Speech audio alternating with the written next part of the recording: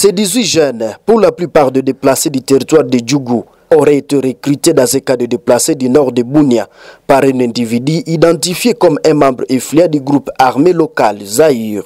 Selon les autorités congolaises, ils étaient destinés à renforcer le rat du M23 après avoir traversé la frontière ougandaise. Leur destination locale, les collines de Tchanzo, dans le nord Kivu, est bastion réputé du M23. Parmi eux, on compte 3 mineurs, certains encore en âge d'aller à l'école. Les sources militaires indiquent qu'ils ont été enrôlés parfois pour moins de $10 ou contre une promesse de travail. Arrêtés par le service ougandais à la frontière, ces jeunes ont été extradés vers la RDC via Aru avant d'être transférés à Bunia. Les sources du Haut Commissariat des Nations Unies pour les réfugiés précisent que ces personnes n'ont pas demandé d'asile en Ouganda et ne sont donc pas considérées comme des réfugiés. Présentés devant les autorités militaires à Bunia, ces jeunes ont été remis à la justice militaire pour enquête. Le gouverneur militaire Luboya Kashamadjoni se félicite de ces coups de filet et exhorte la population à collaborer avec les forces de sécurité pour contrer les groupes armés. Que quand nous parlons, ce n'est pas en l'air. Il y a ceux-là qui pensent qu'on déteste les uns ou qu'on déteste les autres. Non.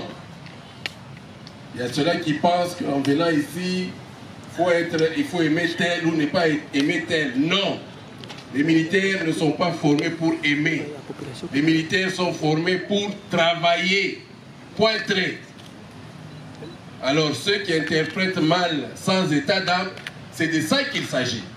C'est-à-dire un militaire, quand il dit il travaille, c'est sans état d'âme.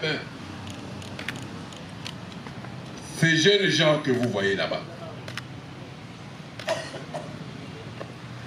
sacrifiés, qui viennent des familles pauvres, déplacées, des victimes, mais on veut les victimiser une deuxième fois.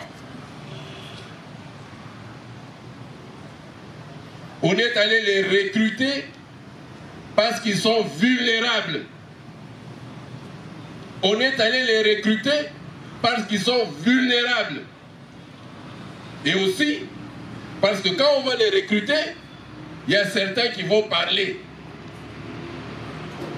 pour défendre cette entreprise. Ce sont des déplacés.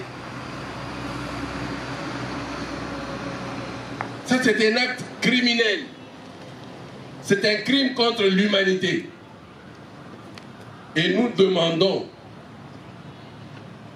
à la CPI, parce que non seulement notre justice, mais aussi ceux qui ont fui là-bas, nous demandons que la CPI s'occupe d'eux. Parce qu'ils vont dans les sites des déplacés, chez les vulnérables. On veut prendre une partie de notre pays, de notre patrimoine commun. Et on utilise des pauvres gens. Aujourd'hui, ils vont aller en prison. Qui va leur procurer à manger? Qui va s'occuper d'eux? Et les autres vont continuer, comme l'a si bien dit le commissaire, le général Séguin. Les autres vont continuer dans leur entreprise criminelle. Parce qu'ils veulent plus. Ils veulent être des grands en utilisant des petits vulnérables. Je demande à toutes les communautés de ne pas accepter cela. Parce que dans quelques jours, si vous ne le dénoncez pas, il y aura des morts. Et ces morts, ça ne sera pas seulement dans une seule communauté. Ça sera dans toutes les communautés. Peuple iturien, je fais appel à vous. L'heure est grave. Qu'on ne vous trompe pas. L'heure est grave. Et la preuve, c'est ça. dénoncer ces bandits, ces criminels qui veulent, n'est-ce pas, détruire ce que nous avons construit ensemble. Nonobstant ceux-là qui sont en train de défendre. Dénoncer cela. Nous n'avons pas tout fait, mais nous avons cheminé ensemble.